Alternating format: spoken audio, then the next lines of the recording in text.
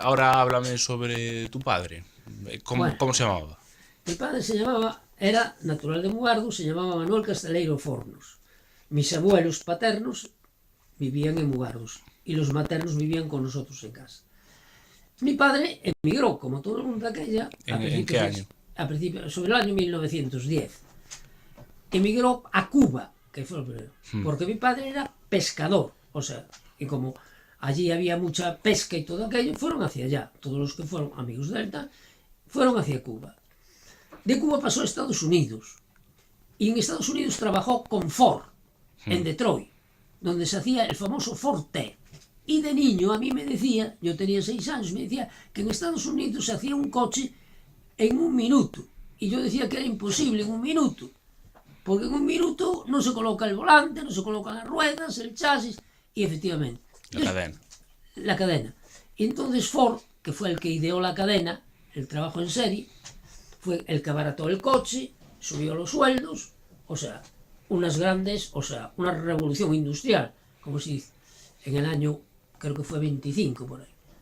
Entonces mi padre, ya te digo, llegó en el 10 salió de aquí y regresó en el 35, o sea que estuvo veintitantos años, 25. Es más, lo cogió la Gran Depresión allí, el 29, ahí no tuvo problema. Él decía, no, él me decía que allí hay trabajo. En Estados Unidos decía, tú llegas al muelle y allí tienes trabajo por un tubo. Pero yo tengo los libros originales de la casa Ford. Incluso en casa había herramientas de la casa Ford que tenía él. Y, y dominaba el inglés muy bien.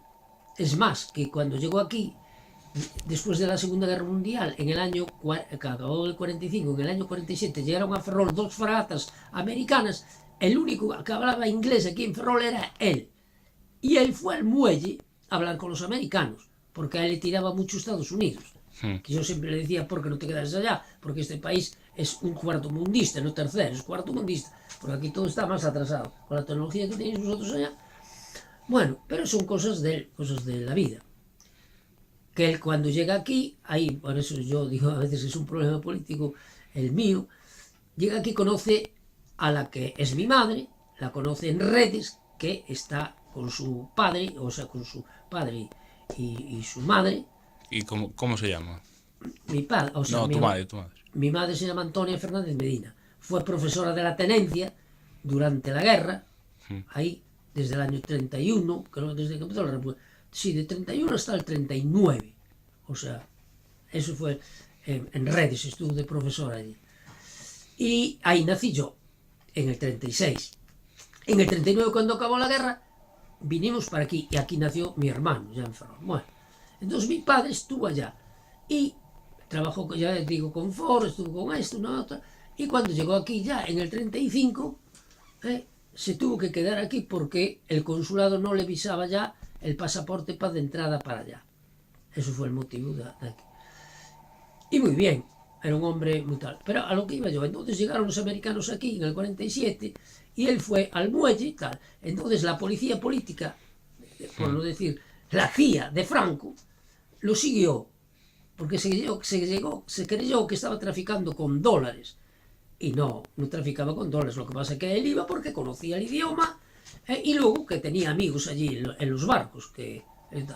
Y me acuerdo que le regalaban lo que aquí no había, el chocolate, las galletas, la mantequilla que venía todo en botes con protegidos, me acuerdo, unos botes amarillos y tal. El chocolate que era tipo Nestle, muy bueno. Y se lo regalaban a él, porque los barcos venían cargados y aquí no había nada. Es que no había, como se dice, ni para pan. Y entonces venía. Entonces la policía lo fue siguiendo y una noche, me acuerdo que era en septiembre, tenía yo 10 años, o sea, en el 40, efectivamente, 47, 36, 46, 47. El 46 debía ser. Pum, no vine a casa, me lo dijo mi madre, mira, tu padre no viene a casa, aquí a ver qué pasa. Y al poco tiempo llamó la policía, viene aquí a registrar la casa. Y le dice mi madre que su marido estuvo en América, que él no trafica con nada, que él los dólares que tiene se los regalan los americanos. Así de claro, por aquí nada. Pero esta gente, estos policías de bigotito, ¿entiendes? Que era la policía secreta, por decir así, del régimen, pues lo llevó tal. Y no le hicieron nada, lo llevaron ahí para Chirona, estuvo durmiendo ahí y tal. La suerte que unos vecinos de aquí, uno de ellos era policía secreto, y como conocía mucho a mi madre, le dijo, mira, me pasa esto, él y tal, no te preocupes, Antonio, ya. En fin, al mediodía ya estaba aquí.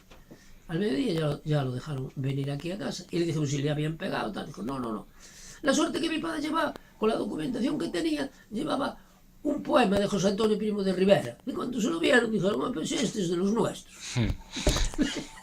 Ignorantes, ni de los vuestros ni de los nuestros, no era de nadie. Mi padre era político total, era un gran mecánico que después llegó a trabajar en el taller, en Bazán, en el taller de maquinaria, así de claro. Y eso es lo que hay de él. Y después que era medio juerguista porque todos los años venían desde Cuba, desde allá, venían en los carnavales, venían a Mugardos.